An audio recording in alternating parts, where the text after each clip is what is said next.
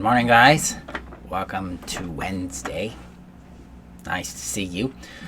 If you don't know me, I'm Marshall Burtcher, and I help codependents rediscover happiness after their codependency, after the narcissistic abuse, after the people-pleasing, after the neglect that we have often experienced because of that abuse.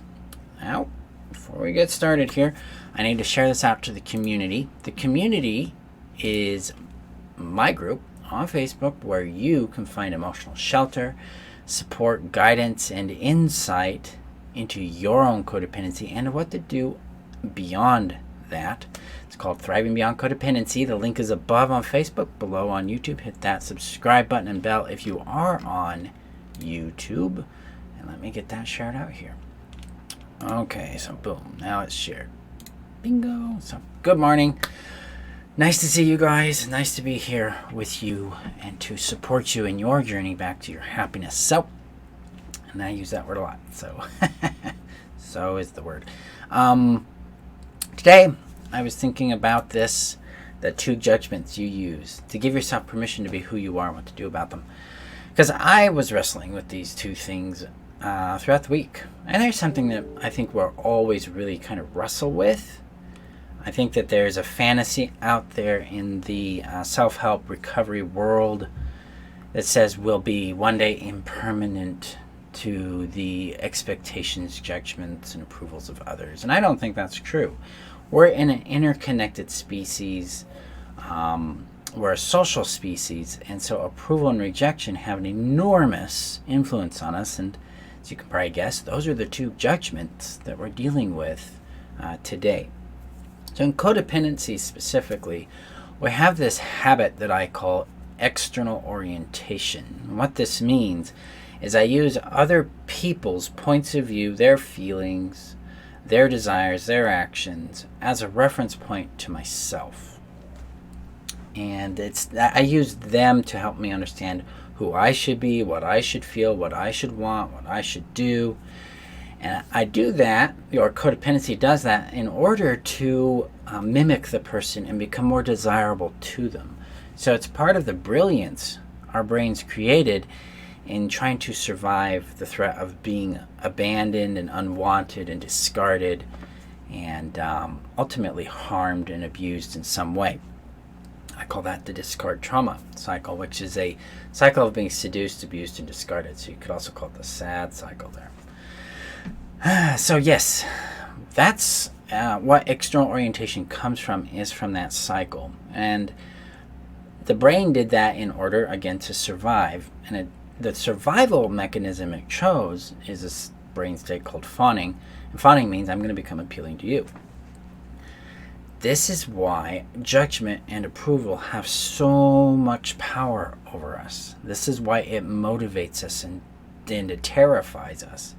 This is why we get huge swings of euphoria when we get someone's approval, especially someone that we want approval from, like a spouse or a parent or someone that we've attached to in some way, that their feedback is critically important to us. It is also why rejection can have so much power and be so devastating to us. It swings us high and then it just propels us into the depth of despair. And this is really hard on us. It's scary to us because, rejection means I'm not wanted, I'm not valued, I'm not valuable as a person, I'm not lovable as a person.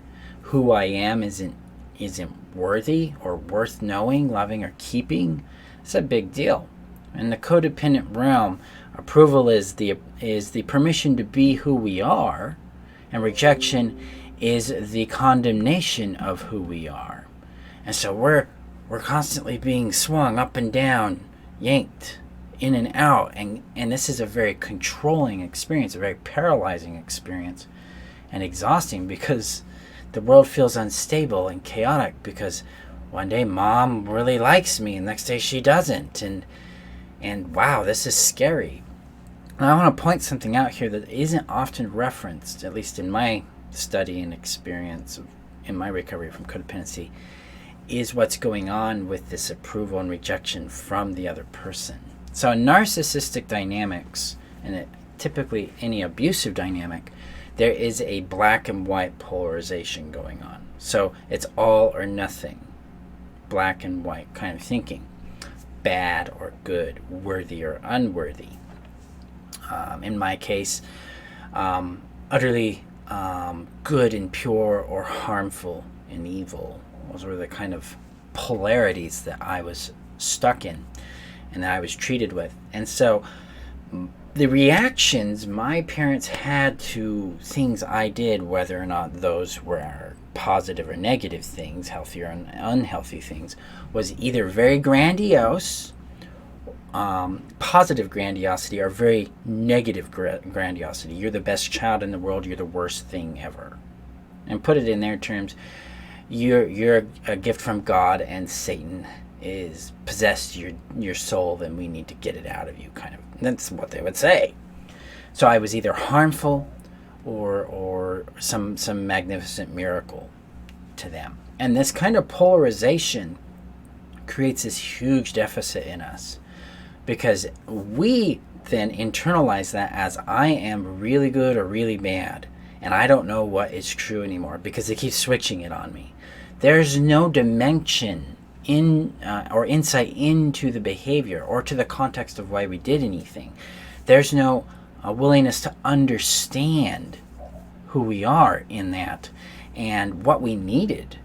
They just look at it as we did this deliberately. I'm a 5-year-old who chose to do this deliberately to you, and so you're going to treat me like that. You're going to give me some sort of irrational consequence to it.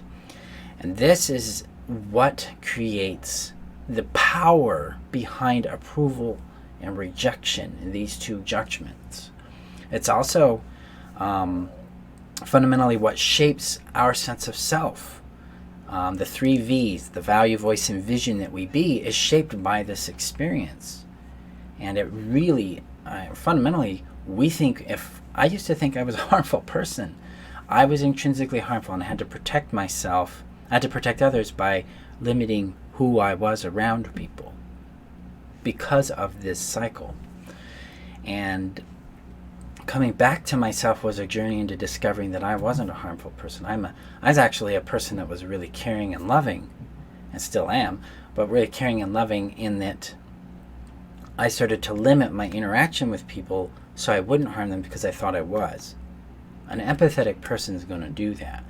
And my brain's like, oh yeah, we were actually working to be a safe person, which gave me a lot of insight into the revelation that I am a safe person. And I'm willing to be accountable and own my shit and do my thing. Guys, when I escaped that paralyzation of approval and rejection and started to come back to what I call innate value, that's when these revelations and these ahas and this healing started to really kick into gear.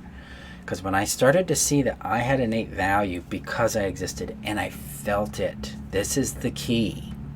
For all of you new to me, old to me, if you're in the happiness strategy and you're rapid heal, if you're working with me one-on-one, the key here, my friends, my badass friends, is that we have to feel that value. We got to give ourselves permission to feel it. And it's not comfortable at first to feel like, oh, I'm valuable. I'm worthy. I'm a whole person. And it's uncomfortable. Like, you're not used to it. It's antithetical. It's opposite of what you've been raised with. It isn't a normal experience. It's something that you've tried to earn through others. And you may not even trust it. But when you lean into trusting it, you lean into owning it, that it's yours to own, that it doesn't require approval from someone else, it doesn't require their rejection, but regardless of their approval or rejection, this is innate to you. This is where you start coming back to you. This is where real healing is when it comes to codependency. Because codependency, fundamentally, it's 2 things. One, it's the survival mechanism we created in order to deal with love neglect and with the discard cycle, being seduced, abused, and discarded. And secondly, it's how we relate to ourselves. Okay? Because it's how we relate in general, but to ourselves and then to others. And it comes back to value. We were seeking our value through others so we could survive. Because we figured out that if I am who I am with this person, they're going to discard me. So, and if this person was your parent, your father, your mother, stepmother, stepfather, if it was a spouse, maybe a friend that you had a deep bond with or something, that's a paralyzing event. And it triggers the brain into its freeze-fawn loop, and that's where codependency emerges. And it's coming back to value and connecting with the experience of that in your body, the somatic felt experience, the physical experience of it. You break that loop. You begin to realign with yourself and come back to you.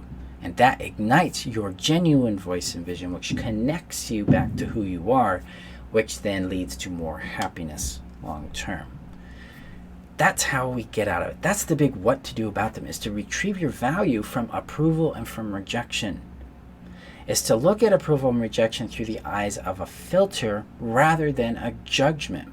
So approval, rather than being a judgment on your value that says you're valuable, you can look at it as, oh, this person gets me. They seem to like me. Do I like them? Do I want to understand them more? And what's going on there? And if you do, then you can start building a friendship and acquaintanceship and getting to know them. Rejection, rather than being a condemnation, becomes a filter of, wow, you don't really fit in my world. Okay, cool. That's good to know, because now I can redirect my energy to the people who do. That's key. When we look at these as filters, then everything starts to look different, because it's like, oh, well, the person I'm in love with doesn't like me. Now I need to make some changes. And that's hard as hell, guys. I mean, it sounds simple. It's like, yeah, Marshall, sure. Emotionally, this is a really challenging place at first. And usually it is. This is normal for it to be a really challenging experience at the beginning of your journey outside of codependency. But as you get down that road, it becomes simpler and faster and easier, because you're starting to have more connection with people who love and enjoy who you are, and less interaction with people who use you for what you do. Okay, that's the magic here. But we have to travel the distance between these 2 points, and that is a hard journey. That's partly why I developed the happiness strategy, is to make that journey a little bit easier, a lot more structured, so you know what to do and how to approach things, and a lot quicker. And I just yesterday in live mentoring hours, which is my bi-weekly live Q&A I do with my students, one of them she'd been working with the happiness strategy and going through the process for about 16 weeks, and she came to me in January, and she'd worked with us. She'd been working with a client or a counselor for a number of years, and had been trying for decades to move on and to figure this out and to heal. And in 16 weeks, she went from being paralyzed about people's rejection and criticism of her to becoming more and more indifferent. And she actually was standing up to people and saying, yeah, I'm going to do this differently. I get that you want to do it this way. I'm going to do it that way. She's getting connected back with the pain that's there, because this doesn't eliminate pain, guys. We don't eliminate pain. We bring pain to closure, and we bring pain to comfort and care and nurture. But that's what she's doing in 16 weeks. That's one of many, many examples of results that people get when they're aligned with their value, know their voice, and follow their vision. That's the power of the happiness strategy right there. But it's also what tells you that leaving the cycle of being addicted to approval and dreading or trying to control rejection, this addiction cycle there, because we really get fixated on it because it's a chemical high. It's partly the cycle that gets involved with love addiction too. And more of that coming in a week or two, guys, because I've got some surprises coming there. But breaking out of this connection, this absorption into people's approval and rejection as a judgment about ourselves is so critical to your healing, because when you get out of that, you're back in your innate value, you're feeling that joy, even if you don't trust it yet or you're not very secure in it. The fact you're feeling it means you're opening up to it, and that alone transforms your experience. And then you start to find out that you don't want the approval and you don't really care about the rejection so much. Instead, you start seeking connection in a mutual way, a way that is joyful for them and for you. a way that is fulfilling, and it has an ease to it, a kindness to it.